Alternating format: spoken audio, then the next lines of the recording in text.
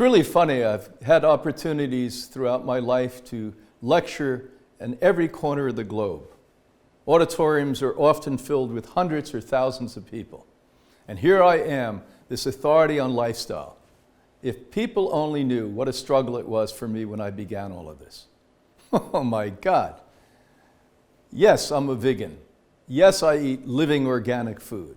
I was the most outrageous eater on the planet Earth. I wasn't eating. I don't know what I was doing. I was chewing and swallowing nonsensical waste products that I was taught, and sadly we are taught worldwide, are foods. And so when I made the conscious decision to give up eating animal-based foods, it was a major struggle. Knowing my own personalities, I'm either not in or I'm all in.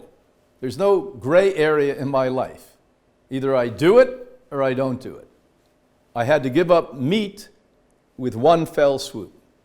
Now let's describe what meat is so there's no confusion out there. Fish, chicken, turkey, duck, wild game, pork, and red meat. One fell swoop, gave it up.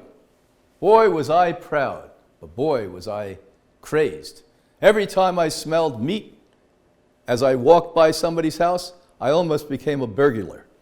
I wanted to jump through the window and grab the bacon and eat it right down. But I persevered, not because I was strong. I had wonderful, strong women around me that made me understand why I made that decision to begin with. Dairy was a little bit more cheesy.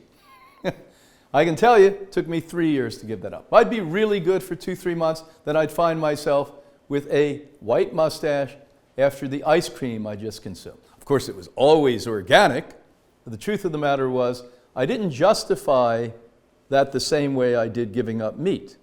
Well, we're not killing the animal, we're milking it, even though we're robbing milk from another species. And so I found that to be a little more difficult. The biggest challenge I had, and after talking to so many people, many of you have, is the sugar. I knew sugar was bad the day I began all of this. So I just changed the name of sugar. I went from white sugar to brown sugar. I went from brown sugar to honey. I went from honey to maple syrup. And I got off the train somewhere around there, and I started to eat organic, ripe fruit. And not small amounts. When I would go to the store to buy dried fruit, they'd love it because they'd make more money from me than any other customer in the store. I'd eat like 5 pounds of dried organic pineapple a day. I'm not joking you. My teeth were throbbing. But do you think I'd give it up? No, it's organic, I'd say. When I sat and ate peaches, I'd eat a dozen.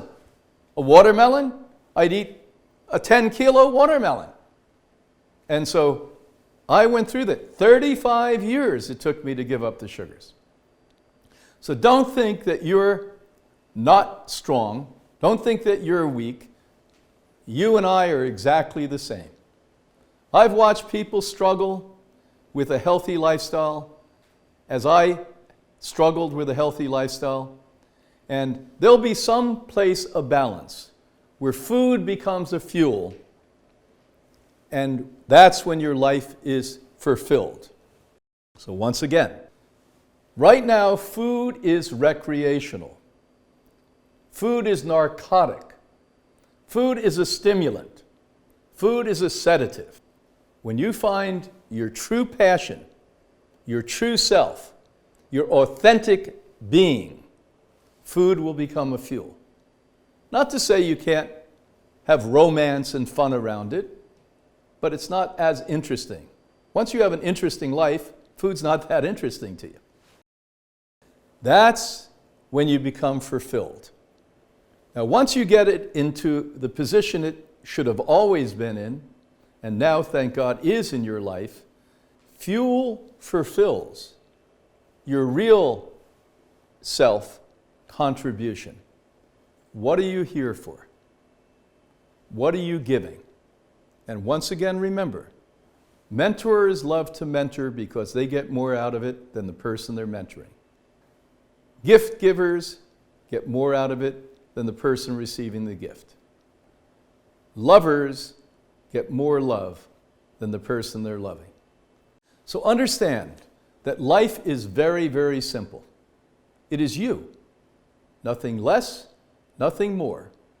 That you're the multiple universes, you're God, you're totally capable, there's no excuses, and life can be genius, fun, and incredibly healthy and happy.